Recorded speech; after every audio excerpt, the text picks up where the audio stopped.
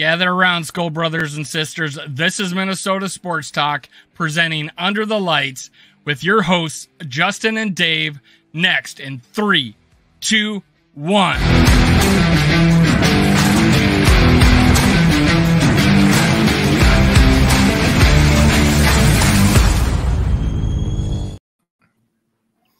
Good evening, Vikings fans. You are tuned to Under the Lights. I'm Justin in Rochester. We have Dave as well, and special guest, the Real Forno himself, Tyler Forness. He's the manager editing the Vikings Wire. You know him being on Climb in the Pocket with his show. Tyler, the Real Forno Show. How are you tonight? Life is good. Got the puppies all snuggled up next to me. Getting all excited for the fact that I'm not outside snow blowing my driveway. No, life is good. Just getting my stuff ready for Sunday's game, and college football's wrapping up. This is a pretty good time of year. Just to rehash and throw a little sunlight on you, again, you're managing editor of USA Today's Vikings Wire, college football betting experts for Fantasy Points, host of the Real Forno Show on Climb in the Pocket, host of the Good, the Bad, and the Hungy. You got to explain that one. AEW podcast on the Voices of Wrestling Podcast Network.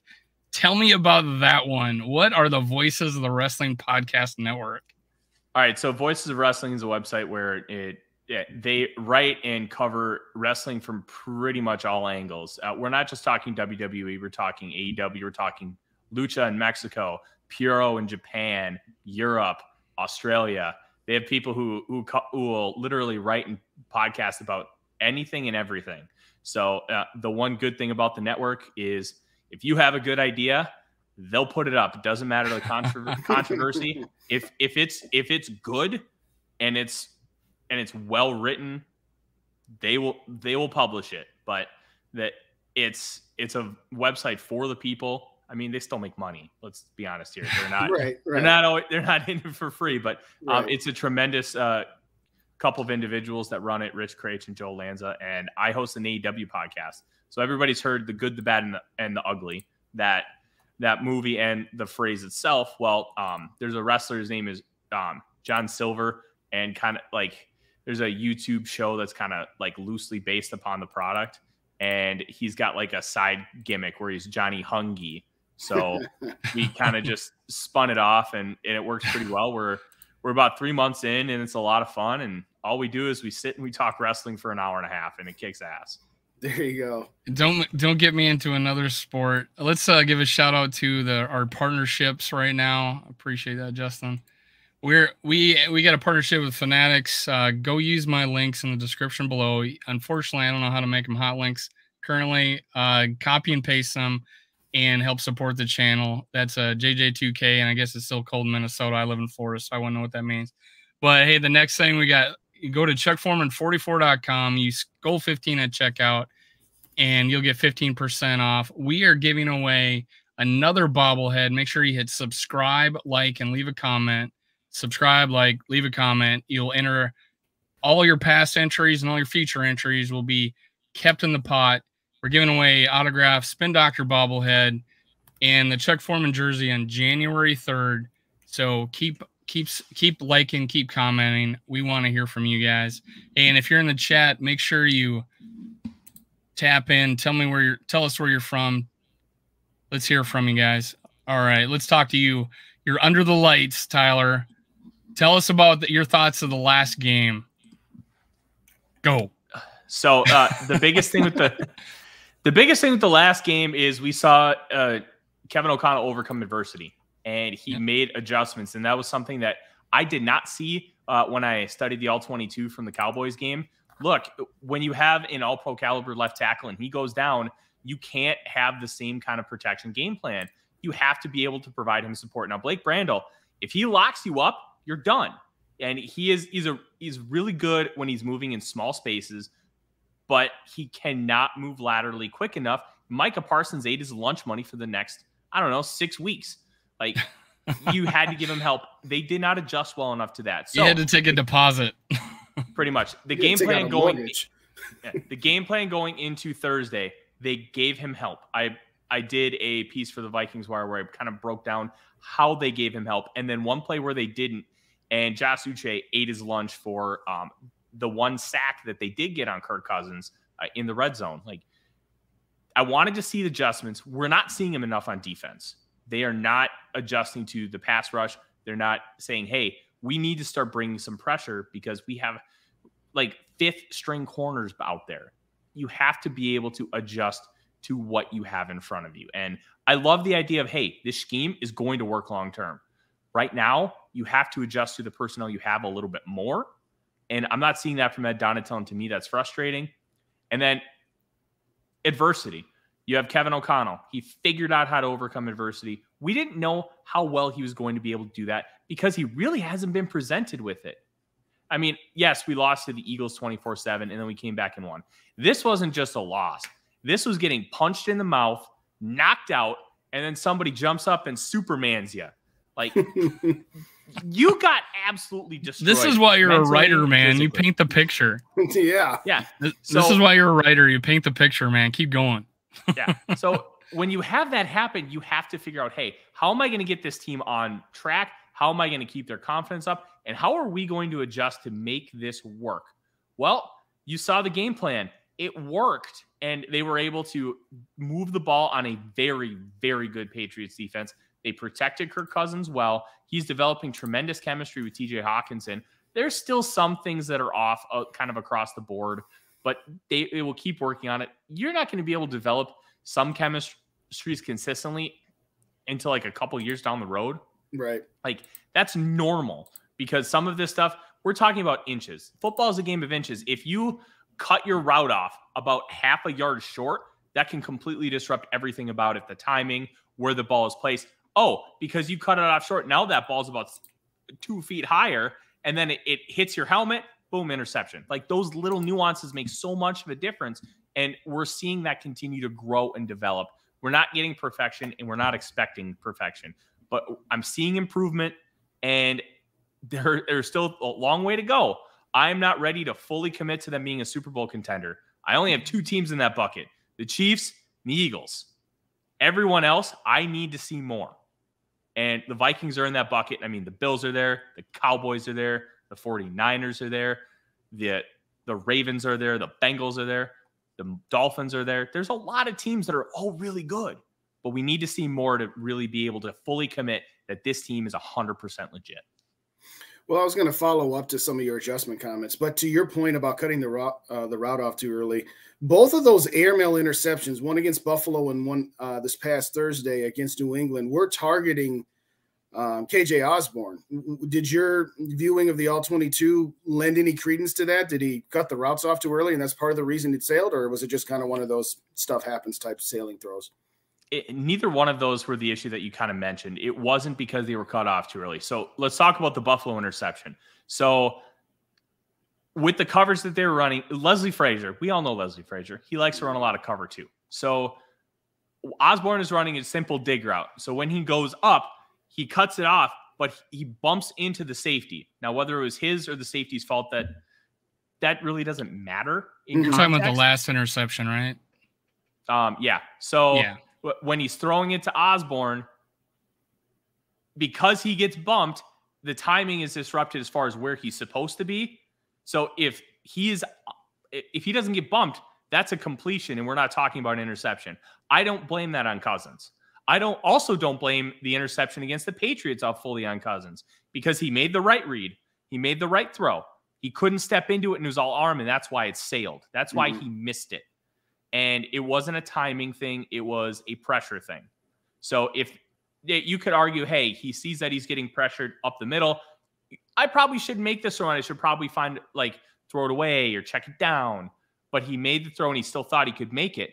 A lot of quarterbacks can. And I think Kirk Cousins can too. He just missed on that one. So those instances, I don't believe were as far as like those timing routes. Right. Or cutting off too early. Yeah, the timing was disrupted on the one. This last one, KJ was held up a little bit, but you're right. Kirk Cousins picked up his front. That was a pressure that was on Ed Ingram. I think Juden came in, was at his feet, and he had to step back. He picked up his front foot and threw it, off his back foot, and yeah, it if just I sailed remember on correctly, that wasn't the Judon throw. Oh yeah, you're right. The Judon was a holding penalty in the end of like the first half, or yeah, he was able to slide away from that.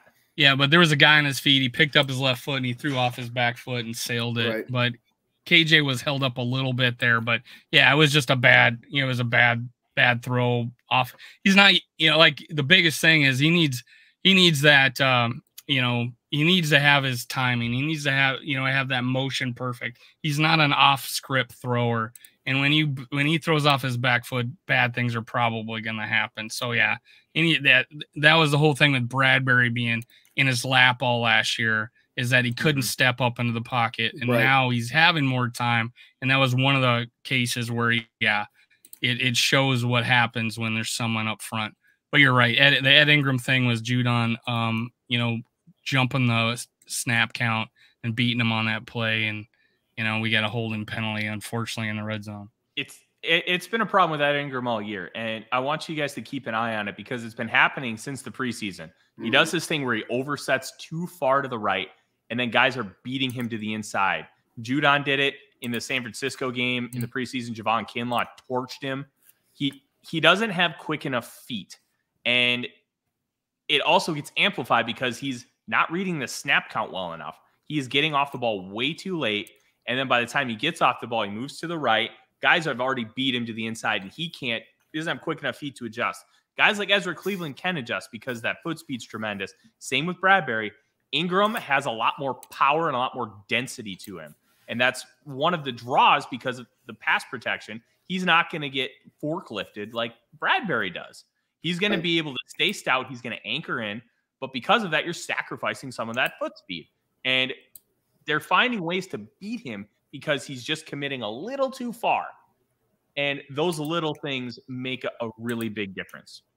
Fortunately, that was the only pressure he gave up the entire game, which happened to be a good bounce back from the previous couple of weeks that he had. I went back and looked at every play, and I was looking at Brandel and Ed Ingram. Brandel had a little bit of a rough game, but held up enough, kind of what you expect out of a backup left tackle. But Ed Ingram gave up that one penalty. Judon jumped the snap, and you think they would have did that more. And they just didn't. For some reason, they didn't pick on him like that because you're right. He gets beat inside a lot.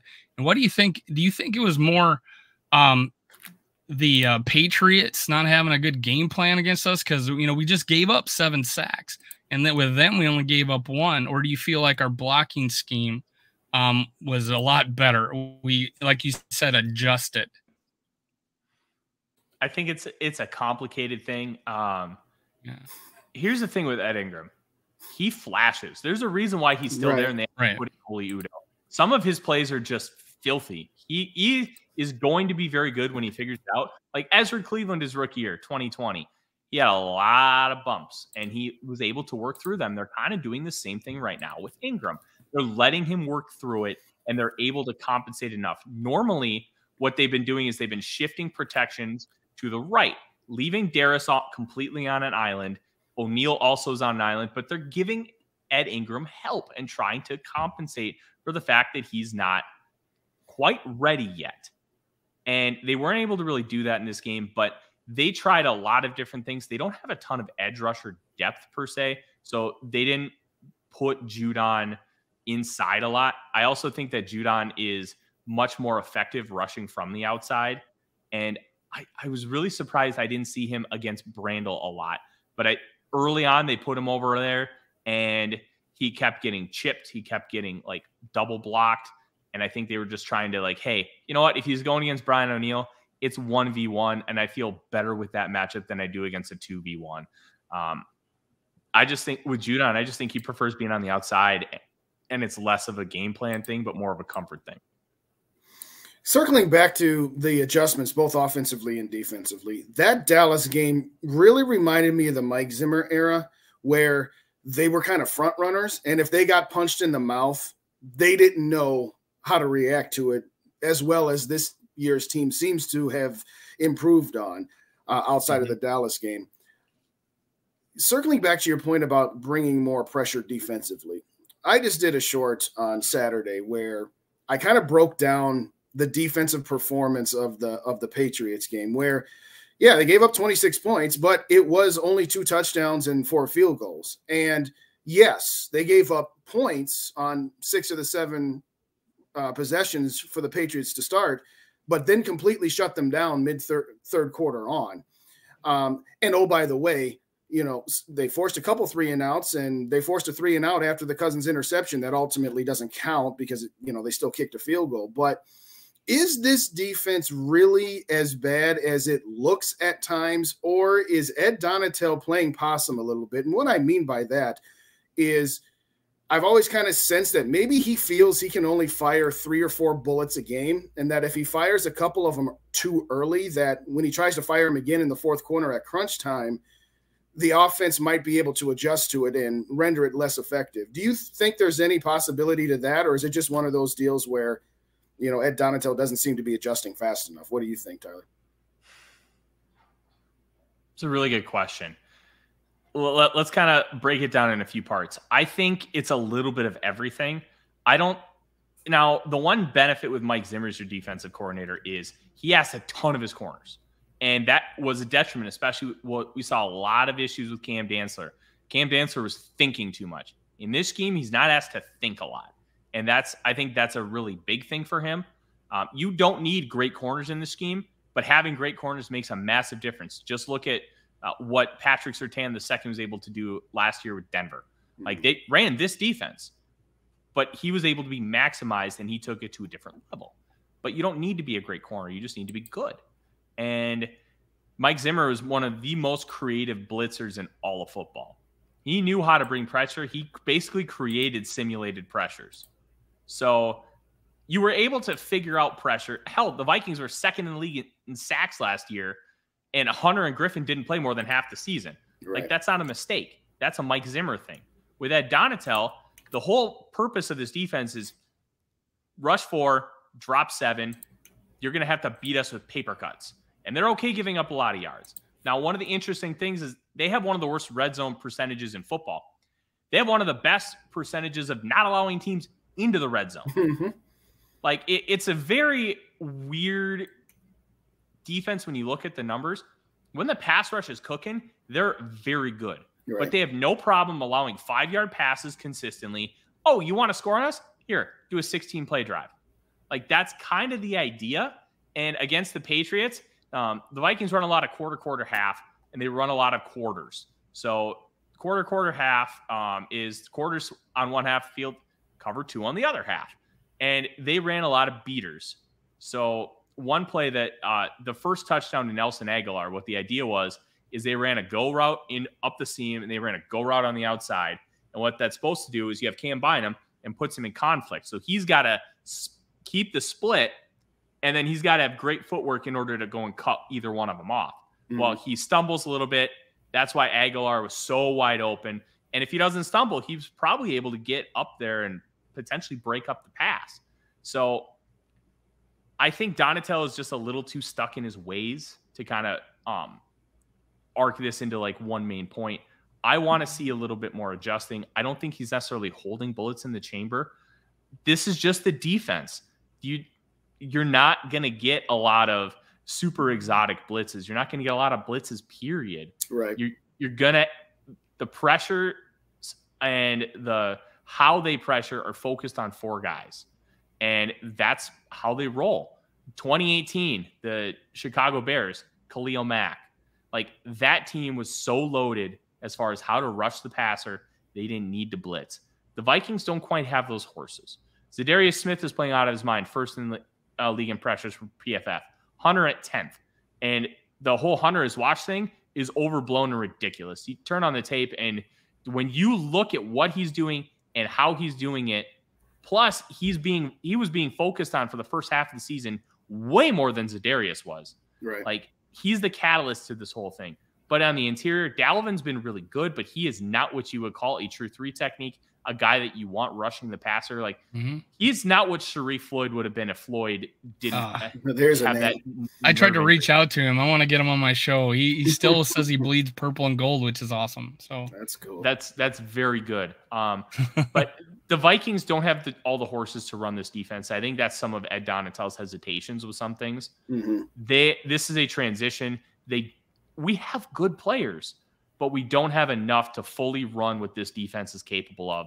And I think the all-encompassing point is it just kind of is what it is, and he's trying to make the best of a bad situation, but we need more adjustments. I mean, a little shout out to Shane Jackson. Hey, thanks for joining, man. I appreciate it. Every once in a while, someone joins. It's a little slow tonight. We usually have more than this. People still out shoveling here in Minnesota. It must be. I don't know. I wouldn't know what that is. Yeah. Hey, but you brought up a good point about simulated pressures. And, yeah, we were used to that, right? We saw that a lot. And I have constantly, since I felt like Donatell had adjusted and started doing some new things at the Miami game and beyond. And then, obviously, Dallas happens. But it seemed in this last game, he did do that only in the fourth quarter. And there was one sack where he did disguise his pressure and brought 5, got a sack. And then I think on that one that was you sacked on the goal line, he only brought 4. But both times he disguised the pressure. I feel like if you're disguising the pressure, and to Justin's point, he's not using his bullets. He is disguising the pressure to confuse them, and I think that would work the entire game. Do you feel like that would be, if he went to that, we would be much more effective, like if he did it the entire game? Maybe. Like I kind of see where you're going with this, but at the end of the day, you also don't want to you want to make sure you're not predictable. Right. Like there's so many little nuances. And the one thing with, like, you know, how the Vikings are so tremendous with scripted plays, the defense kind of adjusts to what they're doing. And then all of a sudden, then you have the chess match and they kind of figure it out towards the end of the game. It's kind of the same thing on defense. Like the Vikings are good initially, and then they kind of start allowing points. Second quarter point differential is the second worst. And then third quarter is obviously abysmal in comparison. But the fourth quarter, they're tremendous. Last I checked, they were like plus 45 in point differential. I'll take that. That sounds wonderful. But you want to be able to try and figure it out mid-game. And I think especially the one tough part, they spent an entire summer installing this defense.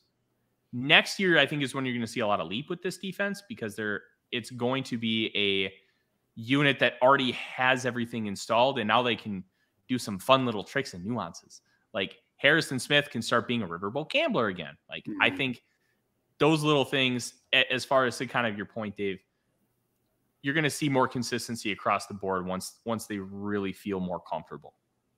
Do you think that the fact that they're playing their, fourth and fifth string cornerbacks because of the injuries to Dantzler and Evans, that's part of the reason why we haven't seen anywhere near, and we knew there wasn't going to be anywhere as near as, Harrison Smith blitzing from what we saw in the Mike Zimmer era. But do you think that has a little part of it too? Whereas, they don't want to bring a guy that valuable to the secondary, being that they're playing, with all these injuries.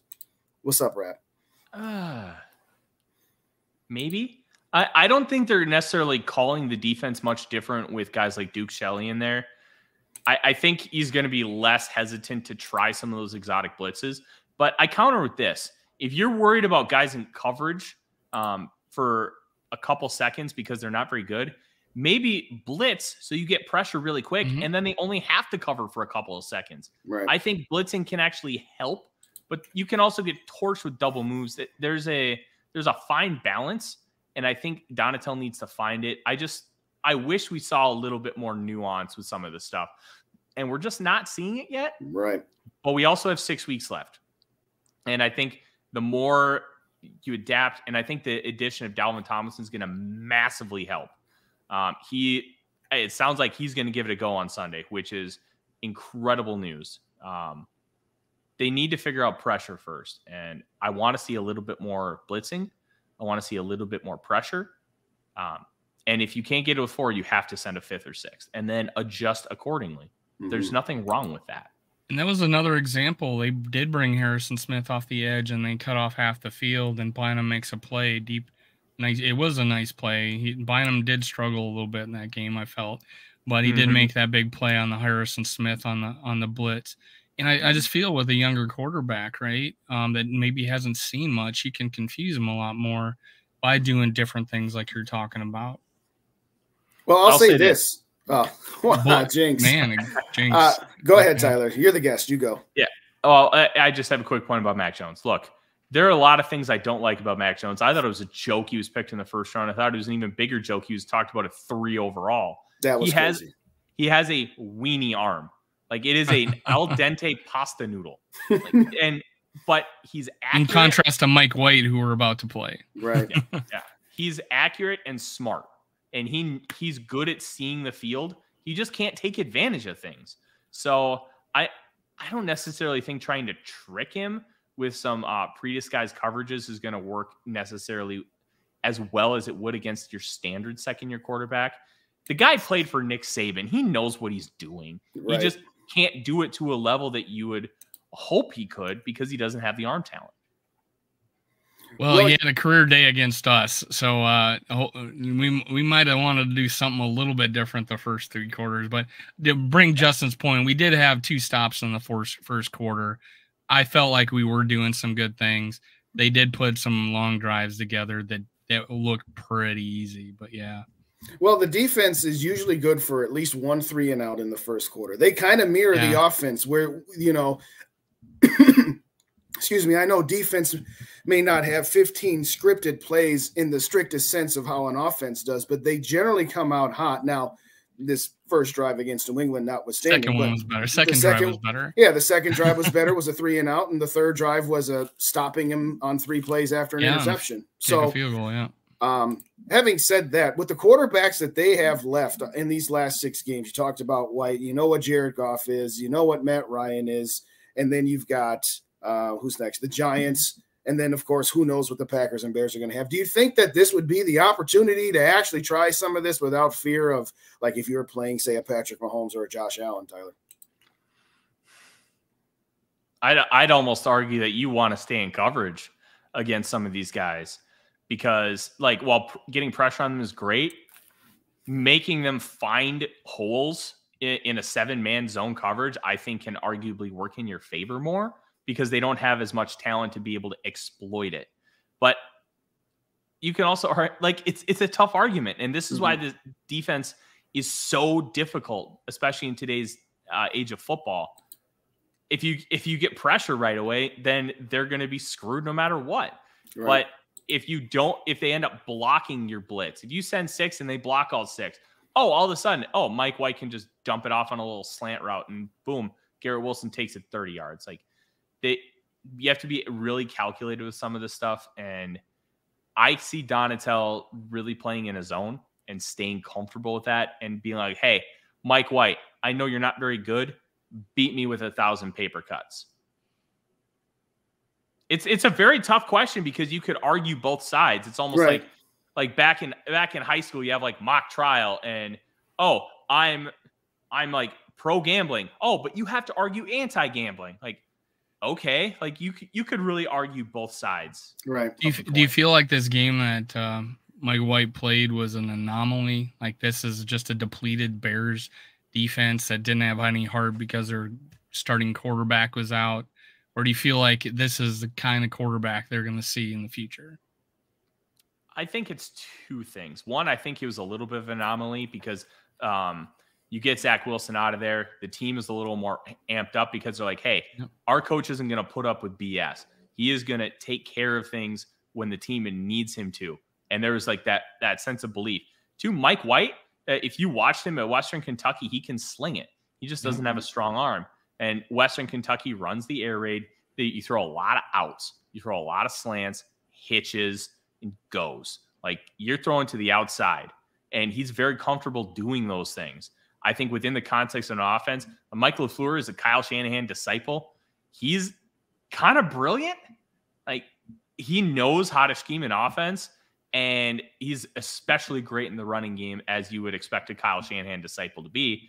Just look at what Mike McDaniel's doing in Miami. He's doing very similar things in New York, just with different personnel and his own twist on it. I think we're going to see a good player at the quarterback position, but he's not going to be able to take over a game. He's going to play well within the constructs of what they're doing. Kind of think Jimmy Garoppolo. That's the style that you're going to see from the New York Jets. Well, when you have a schism, to use the old Brett Favre, Brad Childress word that was created in 2009 that the Vikings media went with, it's kind of like, the team's initial reaction when a coach is fired. Oh, okay, the problem is gone, and now we feel reinvigorated. And I think that in a similar sense that's what the Jets had. And, of course, as you said, it doesn't hurt to be playing at home against a depleted Bear squad there. But what do you think the biggest weakness or what do you think the biggest key to stop offensively against the Jets this weekend? Would you say it's the running game, or would you say it's to make sure that White doesn't get too hot? It's absolutely the running game. You have to fill your gaps. Obviously, we're getting a benefit here that we're not facing Breece Hall, but we still have to stop a Kyle Shanahan-inspired running game, and it's something that gives everybody issues. Michael Carter can run the ball. They have James Robinson. Ty Johnson's the guy they love using out of the backfield in the passing game. If you stop the running game, you're going to be able to stop this Jets offense. They can still get you down the field. They have good weapons on the outside now. Garrett Wilson, Elijah Moore. I am still a Denzel Mims guy, even though he's disappointed me. Look, this is a good Jets team. This is not the Jets team from yesteryear that was just absolutely abysmal and you could just torch them. You're going to have to play a really good football game against this team, and I think the key to it is stopping the run. Yeah, I'm feeling like this is actually talent-wise or the scheme-wise, that this is a tougher team to face than the Patriots, in my opinion. I'm not in. They have the rookie receiver from Ohio State. What's his name? Garrett Wilson. Why I brought you. Yeah. That's why I bring you on the show. So yeah, he's a future talent in this league. The running game, it seems like it's plug and play with this team. So I feel like if we get Tomlinson back, that's going to help out a lot, because I felt when we struggled running on rush defense against the Patriots, I felt like we were getting blown off the line a little bit. And there was one play where we had 3 defensive linemen converge and hit each other. They all seemed to want to run to the middle and get blocked by one person. So something was going wrong with our run defense. And I feel like having that Tomlinson come back would help a lot. Yeah, I think this defense could be, if you get Evans and Dantzler and Tomlinson back, that's adding 3 pieces to where you're not playing your 4th and 5th string cornerback, and you have somebody in the middle. Blacklock needs to be as far away from the field as possible. I don't know how you feel about him, but he is. I think that was a mistake. I think that was probably the one mistake Kwesi made bringing him in. But because I don't think he's done much, and especially early on, I haven't paid much attention to him since I totally wrote him off a few games ago. But I do feel like Lynch has improved throughout the season. I feel like we're starting to look better a little depth wise, but I want that big hoss up there. That Tomlinson, it's right out of the gate, was showing like the reason why we got him. And and that helps our linebackers, man. They're aging a little bit. I want them free and clear to make some tackles. There was a big difference between what the Patriots look like against the run than we looked at against the run. They held their spots. The linebackers, safeties, whatever, came up and cleaned up, and we couldn't go anywhere. I don't know how much it was our blocking scheme or the lack of creativity in the running game, or maybe Dalvin, I think, wasn't hitting the hole fast enough in many cases and did a little stutter step that we don't usually see. But you could tell what the Patriots did against us, and that's the kind of run defense I would like us to see, is get that push, let the linebackers clean up. I'll say this about Blacklock. He's only played per PFF 139 defensive snaps, 117 pass rush snaps. He's got 11 pressures on the year. He's been fine. And I think the idea that Kwesi had, hey, I'm going to trade a 6th and get Blacklock in a 7th. Now I have a guy who's got high upside pass rush ability on a cheap deal for 2 years. And now I have good depth, And I think the type of analytics that Kwesi is subscribing to is if you can get a veteran player on a cheap deal for a pick swap, you're going to do that. He did a very similar thing with Jalen Reagor. He gave up a little more for him. But I think it was a conditional 4th, so I think it's the 4th. He's going to go conditional 4th and a 7th. So we'll know at the end of the year if it's going to be a 4th or a 5th round pick in 2024. But the big thing is he wants to have flexibility and he wants to have guys with high upside, because Blacklock was the 40th overall pick and Reagor the 21st overall pick. And I've been happy with Reagor. I mean, I've been, the fact that he actually gets under the ball to catch it, and ISM was scaring the hell out of me. But hey, I'm an open-minded dude. I'll go look at I'll look a little more at Blacklock. I know the first couple of games that I saw him play, I was not happy with him. So I need to keep a little more open mind and go check him out.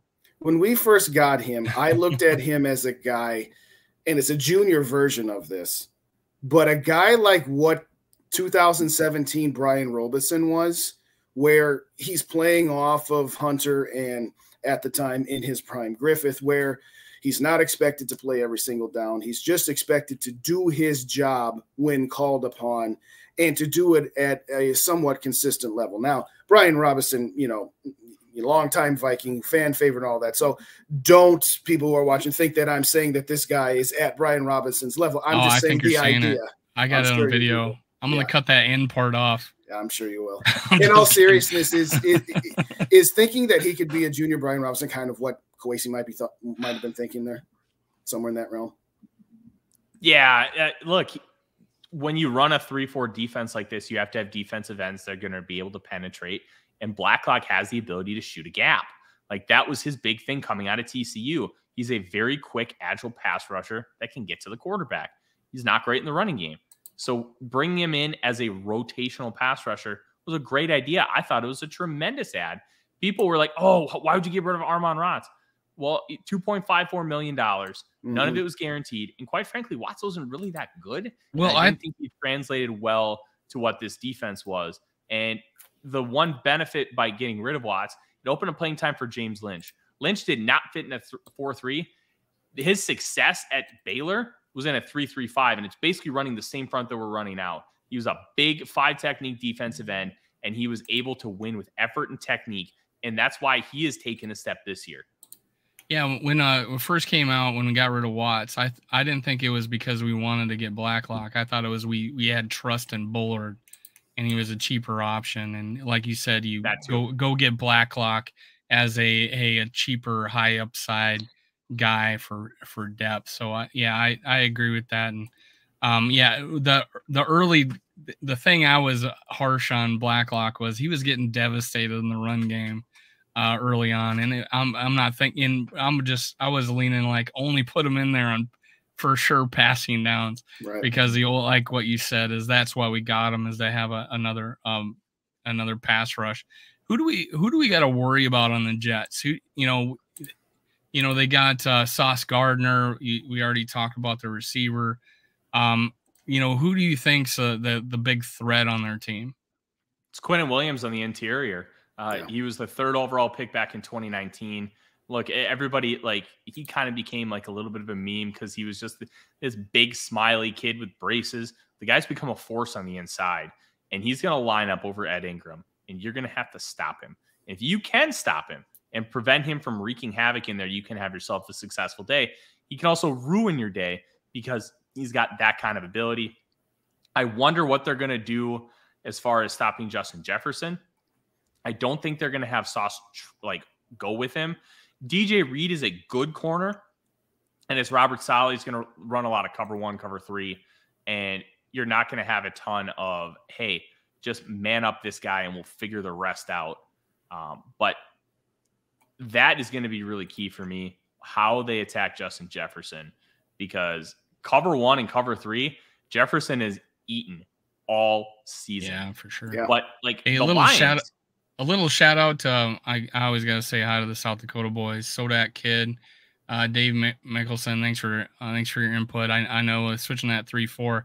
I figured, and this is a thing I want to bring up, and I'm sorry I cut you off because I I wasn't commenting to these. Yeah, I love to. We need to talk to listeners too, but that 3-4 defense, I felt like we adjusted faster than most people to it. That it has, been that was the thing, is like it takes 2 or 3 years to get the personnel to switch to the 3-4. I felt like with our linebacker situation, when we got as a Darius Smith and switching Hunter, and then the depth at Wanham and Jones, that we were able to put defensive tackles to play defensive ends. And although it may be a stopgap measure, I felt like that was kind of a genius, transition that Kwesi put in there, that we were able to transition, as even though we got a lot of warts, we were able to transition and to be effective in plenty of games this year, although we're the Donna Shell defense, as everybody's calling it. But I still think at times there's a 3-4 game stretch there where, hey, look at our defense now. I think we had a plan, and I think we executed, and we didn't take the 2 to 3 years that people say it takes to get to a change fronts. See, I agree and disagree with that statement. I think we've done well enough, but we don't have the horses. Right. Not yet. Right. Yeah. We've done well enough with the pieces we have to make that adjustment. I think some of the big things is Dalvin Tomlinson did not fit as a 3 technique in a 4-3. He's perfect in the position he's in now. Bullard played in this defense for 5 years in the NFL after coming out of Florida. Harrison Phillips is a great 2-gap nose tackle. And then you have James Lynch, who's very comfortable in this front. Zadarius Smith played in a 3-4 pretty much his entire career. The only one who's really having issues is Danielle Hunter. He does not have the greatest pass rush plan as far as when he's standing up. He's so comfortable with his hand in the dirt. But I think all his sacks are coming from his hand in the dirt. I think all but one, yeah. I think both of them against Washington, he was standing up. But he's learning. And Ed Donatel said so after the first 4 games. Look, Jason Taylor had a hard time figuring it out, but by the end of the year, he ended up with 15 sacks. I'm not worried about Hunter at all. And he was right. He's getting pressure on the quarterback, and he's providing opportunities for sacks for other players, and he's commanding so much attention that Zadarius Smith is having a career season. I'm not super concerned about it, but you would like to see a little bit more from him. Yeah, and Hunter is all-around defensive player. He's tackle for losses are way up. And his play against the runners is as good as anybody's, in my opinion. The fact that, he's not getting as, the 15 sacks, I felt like it was all around game, even though I saw one play where he actually dropped back and was the deep linebacker up the middle, and the ball went over his head and way before the safeties. And there's no way that Danielle Hunter should be put in that position. And it's scheme and coaching, whatever. And sometimes we'll take advantage of a situation like that. But overall, I agree with you that he is, I think he's been doing fine. I think he's been outstanding against the run, and he's got, 7 sacks, if not, I think 7. Yep. 7 sacks. Pretty darn good. If he ends the season with 12, I think it's a great season. Absolutely. Shut it off right now. I think he's making a difference in both the run and the passing game. So sign me up for more of that. Sacks are kind of like touchdowns. They're somewhat random. You want to look at what kind of havoc they're creating. So Bill Connolly is a college football writer for ESPN. He created the havoc stat. And havoc is basically anytime you create pressure, get a tackle for loss, a sack, and that's or force a turnover. Hunter is creating havoc. He's 10th in the league in pressures per PFF, and that means something. Pressuring the quarterback is just as good as a sack. And Mike Zimmer, with his defensive backs, is bat the ball down first. If you can get the pick, great. But if you bat the ball down, they can't catch it, and that's just as important. Making sure that they don't get a positive play.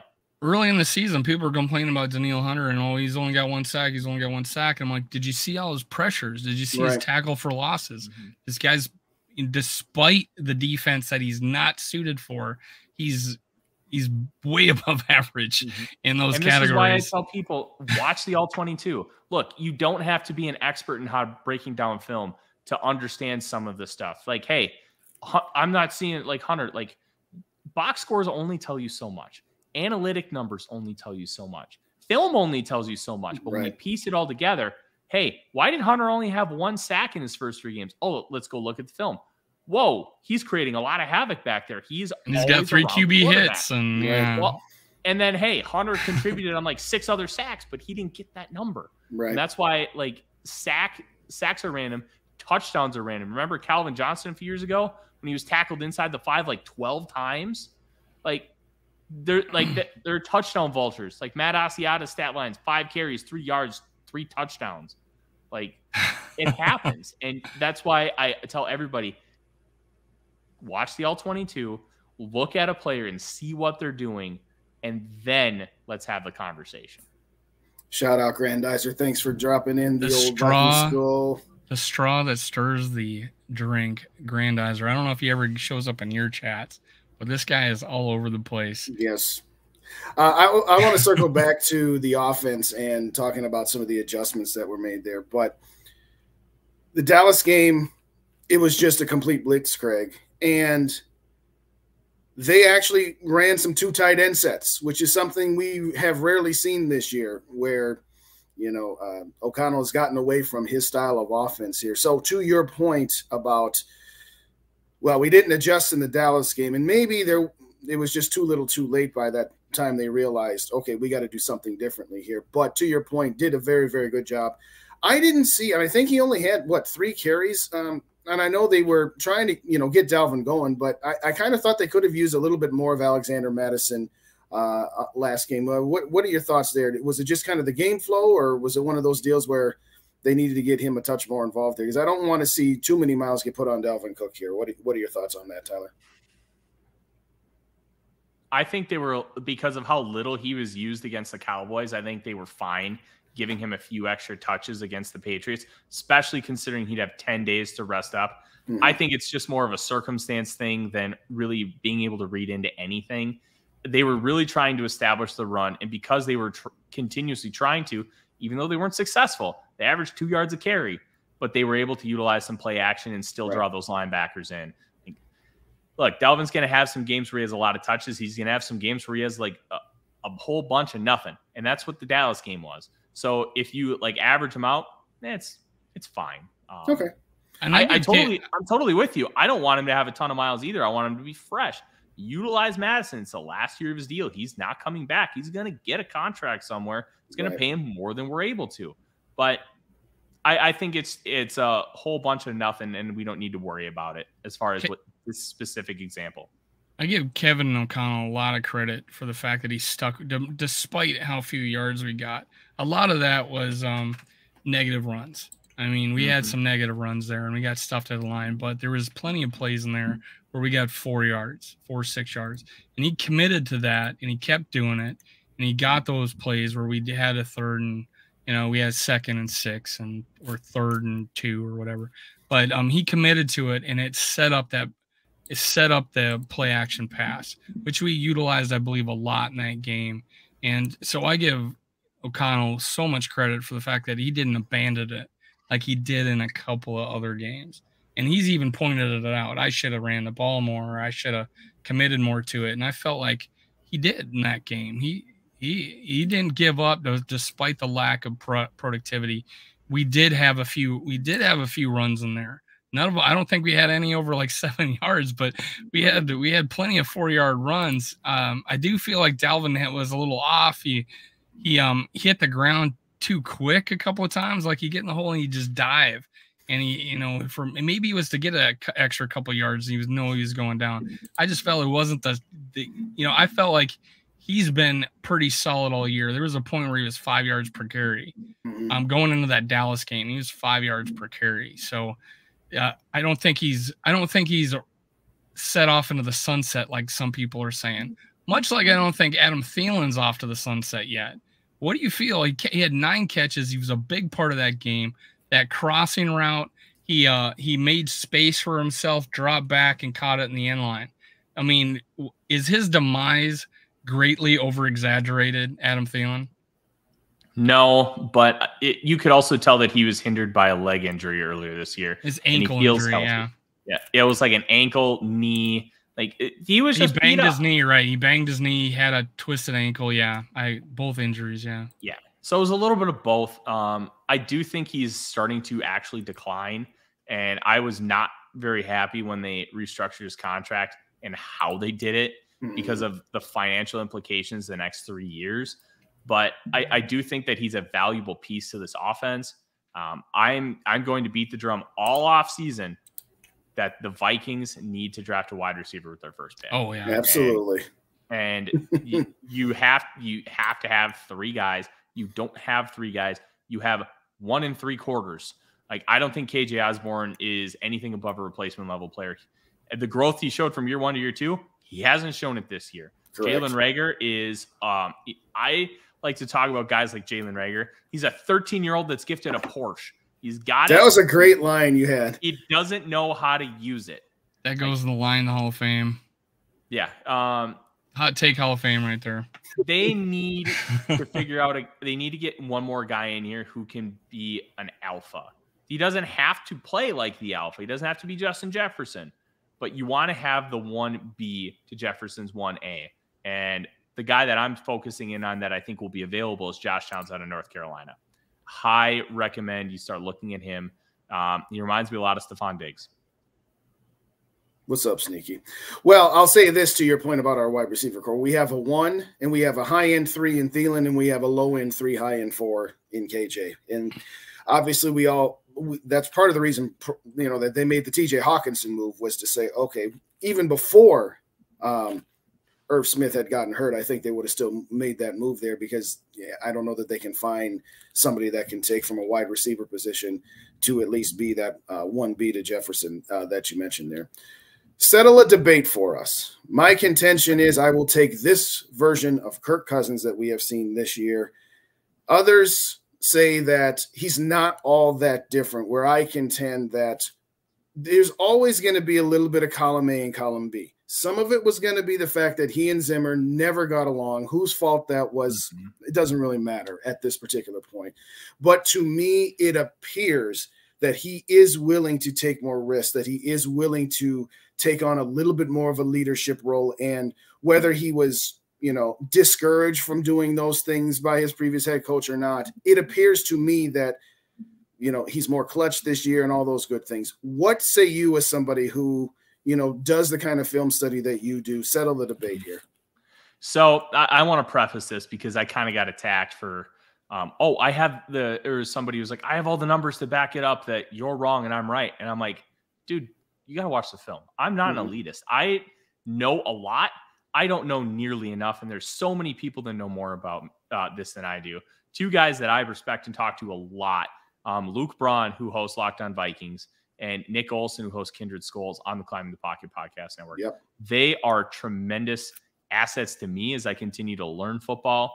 And they know so much about this team in this game. And like, I don't say this as being elitist. Look, if you think Kirk was better last year and he was doing all these same things, you're not watching the film and you need to. Because there's so many things that you can see when you watch and dissect the film, how he's commanding the offense at the line of scrimmage, the little nuances of how he's handling pressure, how he's maneuvering in the pocket, and he's looking downfield at times where he wasn't even trying to look downfield last year. Like the scramble drill where he against the Bills, where they had a screen, it got blown up. He scrambles out to the right and finds Adam Thielen wide open 25 yards down the field. He doesn't make that play a year ago, 2 years ago, 3 years ago, or 4 years ago. He would never make that play. He's doing those things now. Against the Patriots, he scrambles forward in the pocket. Looks like he's going to run, sees Thielen off to his left, fires it to him 15 yards. Those are the kind of things that he's doing now that he would never do before. His interceptions numbers are up. A couple of those were stupid plays. That Bills interception where he thought the defender was Justin Jefferson. Brain fart.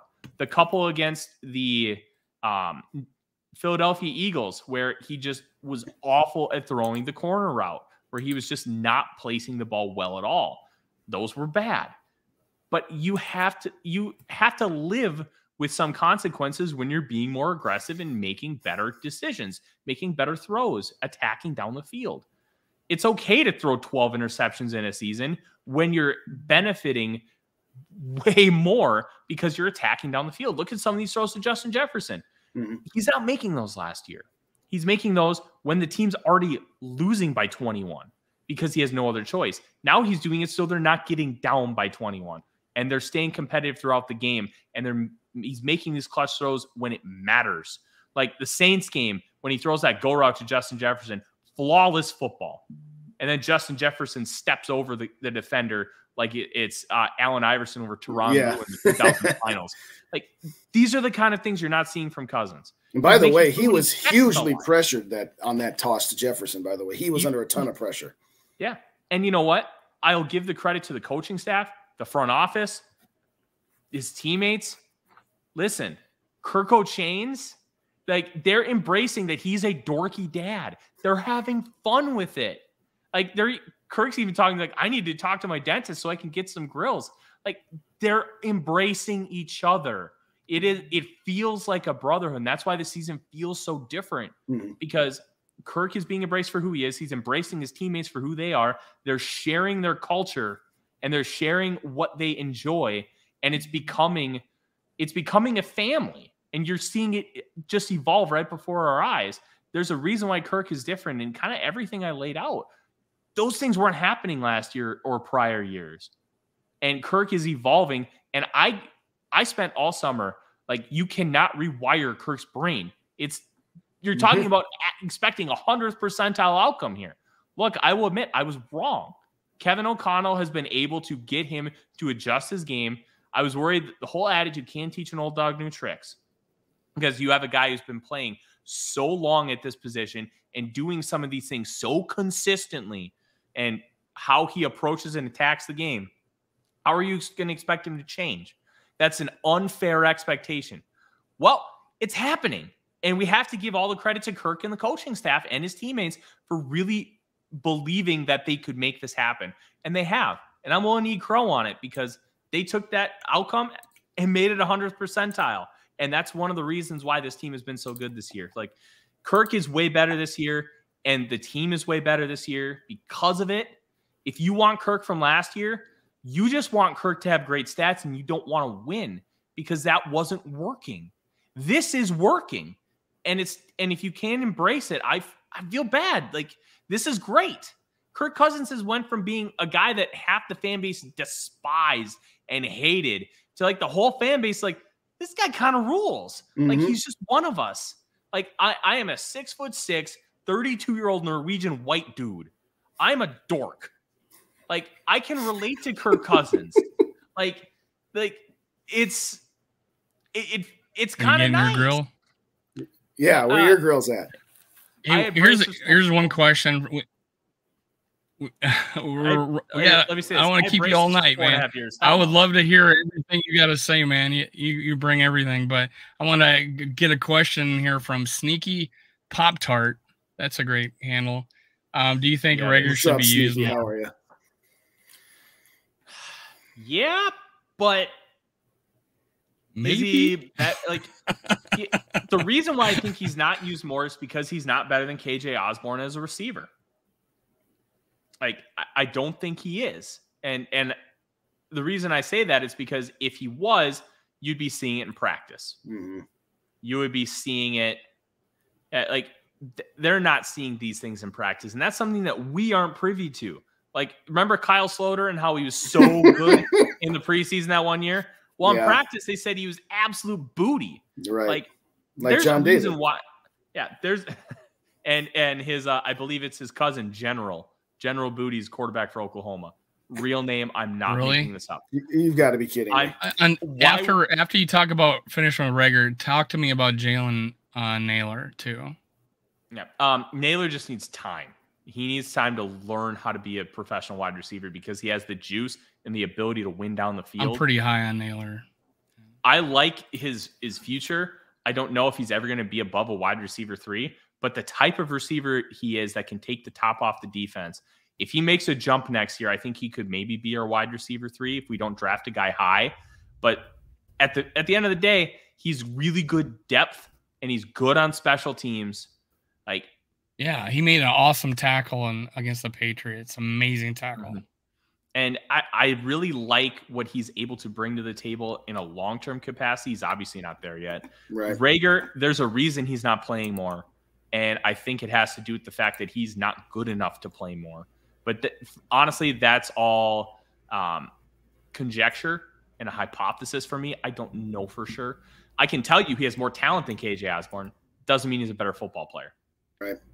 I think sometimes as fans, Justin, did you just clone me? No, it does that all the time. It'll go from both channels. That's fine. No, I did not clone you.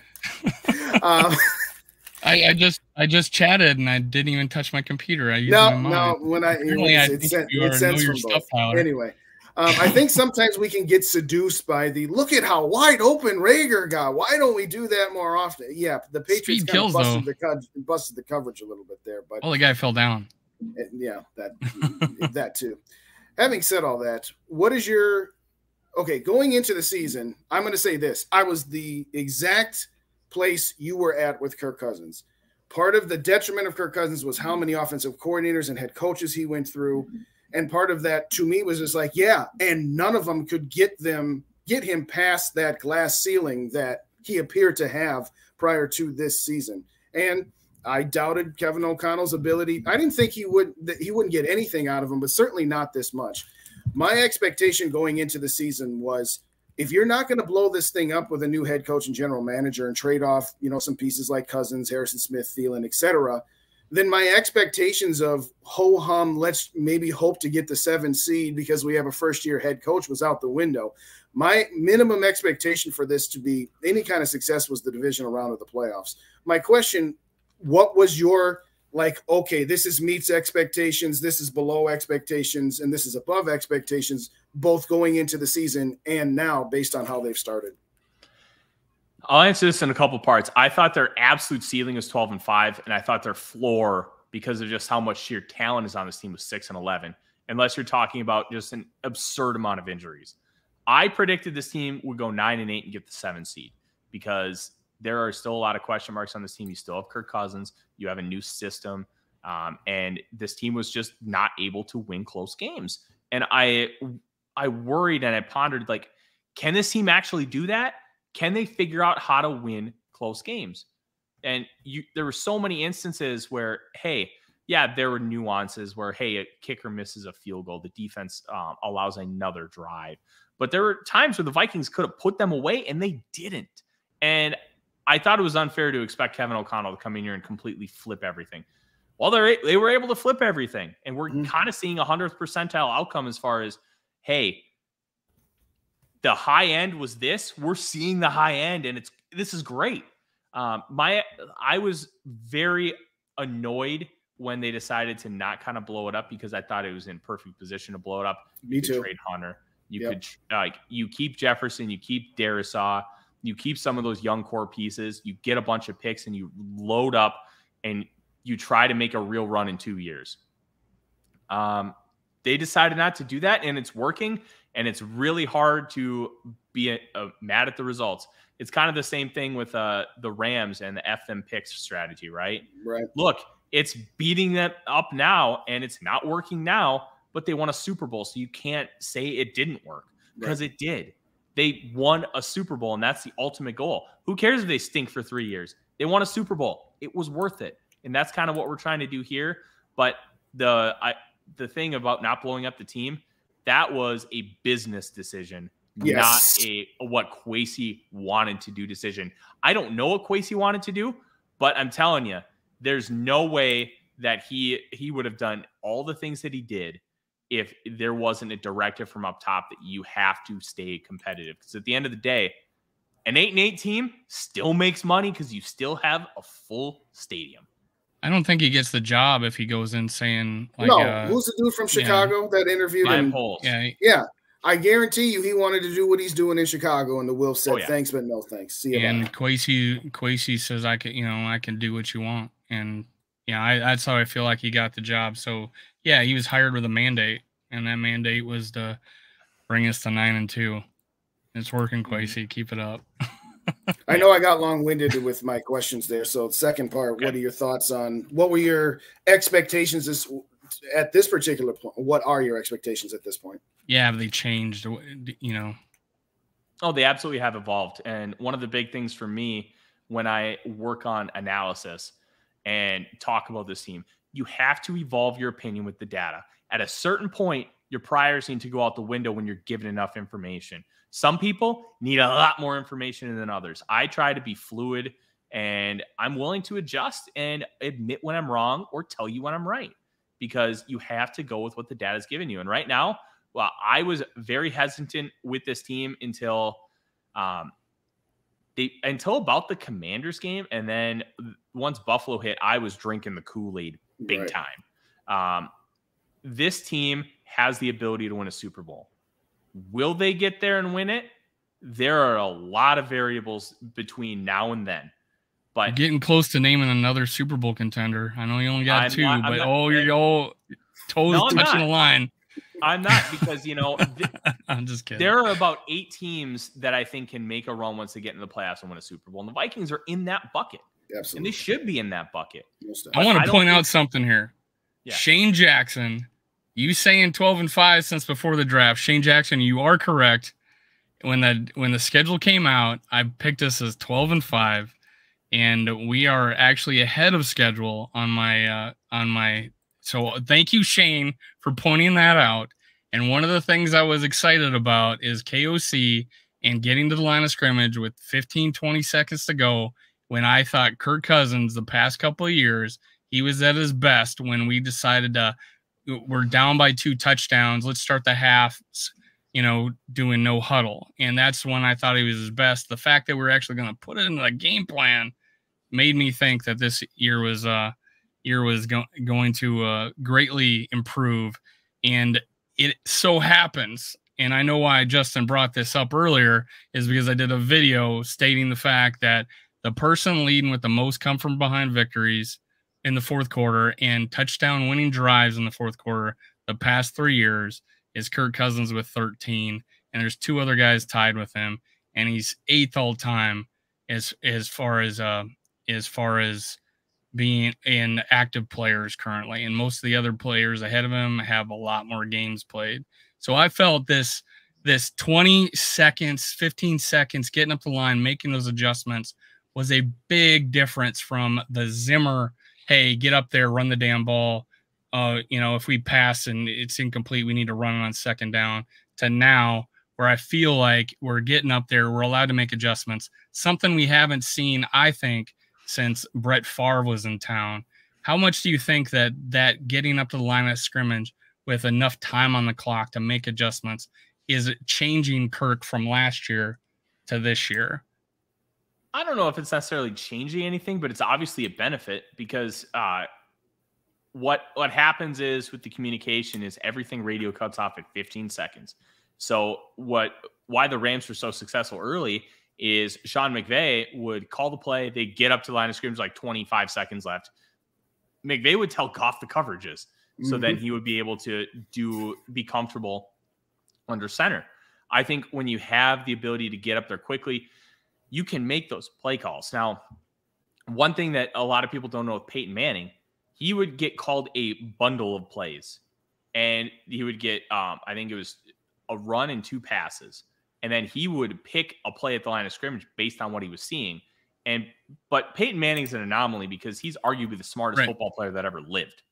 Like, he knew, like, Ed Reed talked about how he would intentionally blow coverages in games early in the season so he could fool Peyton Manning later on. And then Manning's like, how did you do that? Oh, I blew coverages intentionally just to mess with you, because he knew he would know everything. Like, he's a special guy, man. Oh, such talent. But the earlier you're able to get up to the line of scrimmage, the easier things are for you. And I think it's making a difference. Is it making a ton of difference? I can't give you a quantifiable answer to that. But just based on what I'm seeing and noticing, it's helping. I think it also helps the fact that it keeps players off the field. It keeps the players they want on the field off the field. And I've been harping on this for God before. I've only been podcasting since April, but the fact that it's what I saw every single day is us getting up the line of scrimmage and snapping with 1 second left. The defensive has all the players they want on the field, and I think it's a huge change. And I give KOC all the credit because I think we've been more conservative this year. We are not. We have like 6 yards per play when we were like 7.5 or more in the previous years under Zimmer. So it's not exactly we've been a gunslinging offense the past few years, and we're actually been more conservative up until about the Buffalo game.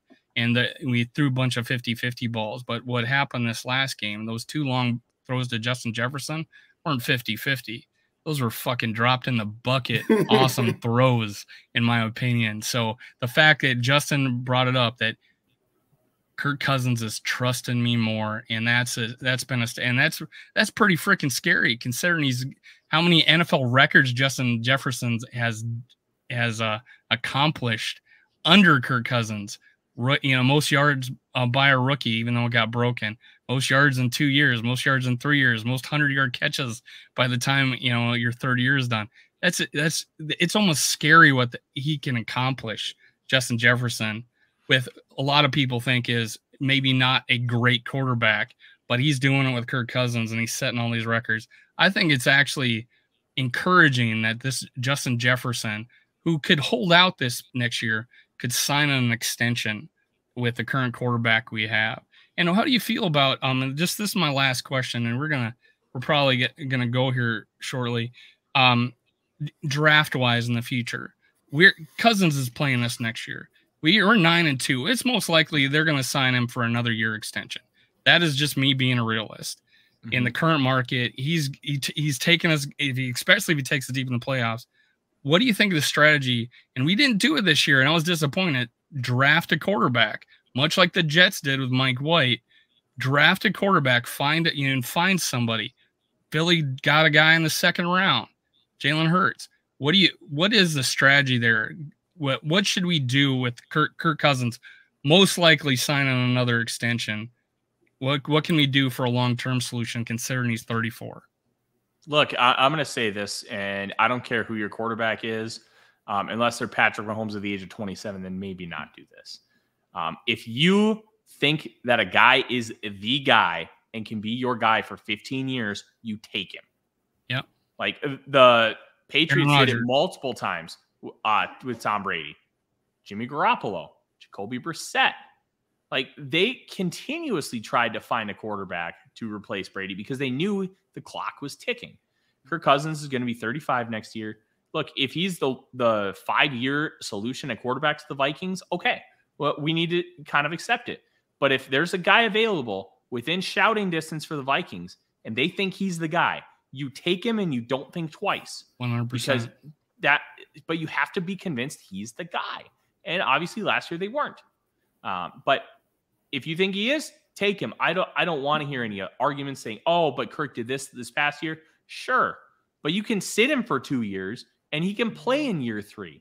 Like, We're not saying you have to draft him. He has to play right now. But if you think he's the guy, you take him. And if you don't, you're making a mistake. I think we've been made a mistake this past year, not at least taking a chance on a guy late, even though none of them maybe turn out. Maybe none of them turn out. But, hey, take a shot on a quarterback at some point in the draft where you feel comfortable. Maybe we don't take a guy in the first round. Maybe we don't take a guy in the second. Almost all of them dropped to the third. I was thinking, God, we could have got somebody that we might have been comfortable, like you said, for 15 years. But that didn't happen. Well, one, I was pounding the drum for Malik Willis for months. As was I. I was obsessed with Malik Willis. I still think that he could be like a Michael Vick type player just because of what kind of insane running ability he has. And he can flick his wrist and that ball goes 65 yards.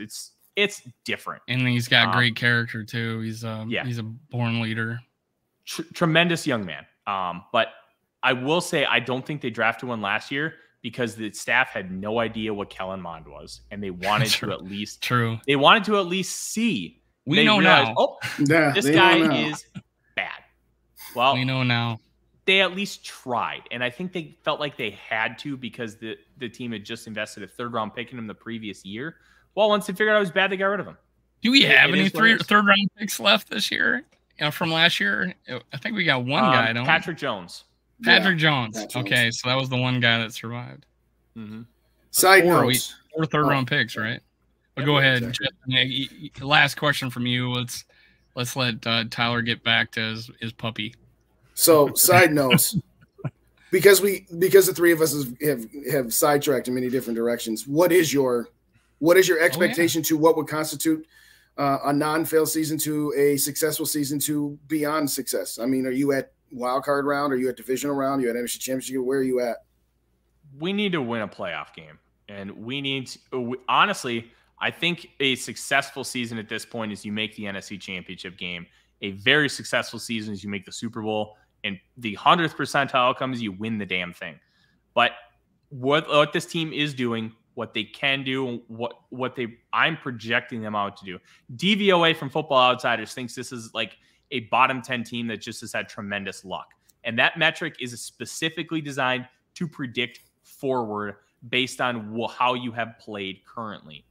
I think the Vikings have been very lucky. They have earned their luck, and they have also not earned their luck. It's been a mixed bag. There's a stat called second order wins as used in college football. The Vikings would have like 5.5 second order wins, where it's a metric designed to tell you how many wins you should have, not how many wins you do have based on how you've played. And the Vikings have played in so many close games, it makes some sense, right? Mm-hmm. I think that if you want this to be a successful season, you got to at least make the NFC Championship game based on how they played so far and what they're looking like and how they've been so competitive with so many good teams. You're 9-2. You better make the NFC Championship game. Particularly with the fact that you're going to have a divisional round playoff game in your own house. If my theory, let's just say that in theory, theoretically, from where you're sitting now. Yeah, yep. From where you're sitting now. I mean, to me, I said if you lose in the wild card round during the season, before the season, that not only is that not success, that's a failed opportunity. Now, I agree with you. Now, let's say they lose the divisional round in a very, very close game where a break or two goes against them. Then I can say, all right, that was still pretty successful. But I agree. My expectations have been raised where if they fail to make the NFC Championship game, I'm not going to call it a failed season, but I am going to call it a disappointment. I'll say it like that. And Kevin O'Connell in the preseason was pretty famous for the fact that we spent a lot of time with situational football. This whole luck stat and things like you're talking about. There's also the saying that luck is when opportunity meets what's opportunity meets perfect storm. Preparation, where opportunity meets preparation. And do you feel like we're winning these games because of our special teams, as pinning them back? Like there was a stat earlier in the year that the other team has the worst starting position of any team in the league against us, and we were like they had the best starting point in the league as an offense, and hell, we just had a kicker turn for a touchdown. So how much is it we're doing the small things, we're doing the details that we're prepared for this end of half and the end of the fourth quarter? Do you feel like are we lucky, or is it preparation meeting opportunity? It's both. I think we're creating our own luck, and we are getting lucky. It is a combination. But I will say you don't need to have that kind of luck if you perform in the middle of the game and be able to extend those leads out to a point where you're comfortable and you don't need to come back in the fourth quarter or make a game-winning drive. Like, make your own luck by getting ahead by 2 scores and keeping it. That's what I want to see this team take that next step. Get ahead by 2 scores on the Jets and beat them by 2 scores. We're all going to like that. Hey, let's say goodbye to Tyler from the Real Forno. Thank you so much, man. He's the Real Forno. He's bringing all the information. I hope he can come on our show again in the future. Yeah, you're awesome. Say hi to Dave for me. I like another Dave. Hopefully, I'm still doing this with a beard when I'm his age. I'm getting pretty close. So say hi to him for me. I think we had Matt Anderson on the show. Yeah, we had Anderson. Say hi to him. He was great. He was our first guest, actually. He was our first guest. Yeah, because it was Tyler Hawkinson trade. So we had our biggest show ever. But yeah, so it was great to have you on the show, man. It's been a pleasure. Tell all the listeners that are still on where they can find you. Absolutely. You can find me on Twitter at The Real Forno. I am the manager of USA Today's Vikings Wire, where I'm trying to turn it into a one-stop shop where you can get all kinds of content. I do have Judd Zulgad from Purple Daily as one of my columnists, and we're getting like an actual beat writer style column. I'm providing like analytical data. I'm providing film work. We're trying to do a little bit of everything to make sure that you're getting whatever content you desire. We're going to be your one-stop shop. Now, obviously, we're going to. And I made you a tab on my. I made you a tab on my browser, so I'm going to pay a lot more attention to it. Yeah. We work really hard to just try and make sure that we're giving a lot of good content. It's not just content that they want me to produce. I want to make content that other people want to read, and it seems to be working. And I've gotten a lot of really positive feedback, so I really appreciate that. I also do college football prognosticating and betting analysis for Fantasy Points. It is a paywalled service. It's $50 a year. You get a ton of great information to help you make money, daily fantasy, college fantasy football, against the spread, which is what I do. And we have our bowl guide coming on, which you can purchase. I believe it's $20, and it's going to have a ton of information to help you make money this bowl season. And then I also host an AEW-centric podcast that we talked about earlier, The Good, the Bad, and the Hungy. You can find it on our own feed, or you can search Voices of Wrestling, and then it's on that podcast feed as well. And then we just have one episode a week where we talk about the world of All Elite Wrestling, and it's a lot of fun. I really enjoyed coming on, guys, and I appreciate having me. And I'll add your website to the description. Right now, I got your Twitter on there and a link to one of your YouTube shows, so they could figure out where you could find you on YouTube. I forgot my YouTube show, the Real Forno Show, Monday nights at 6 p.m. What Central. Are we on right now? We may be moving that back to 8 Central after the season's over, but we want to make sure we're not conflicting with Monday Night Football, so we're at 6 right now. Gotcha. And I'll add your website to the description after that. I forgot to do that. But yeah, I appreciate it, Tyler. For all you guys listening, thank you. For all those that are going to be listening later, thank you. Make sure you hit subscribe, like, and leave a comment. We're giving away that Chuck Foreman 44 jersey on January 3rd. Every time you comment is an entry. I do not throw the entries away. Let's go. Vikings are 9-2. Let's get these Jets. Let's see you next time. Skol Vikes. We're out of here.